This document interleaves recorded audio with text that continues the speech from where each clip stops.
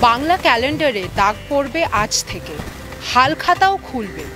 নতুন বছর শুরু হবে নতুনভাবে, মঙ্গল বার্তা নিয়ে। বছর ঘুরে আবার নতুন বছর এলো। পা দিলাম আমরা 1431 বঙ্গাব্দে। বাংলা নববর্ষের আজ প্রথম দিন, পয়লা বৈশাখ। লক্ষ্মী গণেশের পুজো, হালখাতা উৎসব উদযাপন করেই শুরু হলো।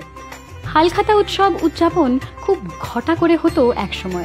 দোকানিরা কিন্তু বছরের প্রথম দিনে হালখাতায় স্বস্তিক চিহ্ন এঁকে মঙ্গল বার্তা দিয়ে দিনটা শুরু করেন, যাতে বছরটা শুভ যায়। মন্দিরে মন্দিরে এদিন দেখা যায় শত শত বাঙালির ভিড়। ঈশ্বরের আরাধনা করেই বছরটা শুরু করে বাঙালি।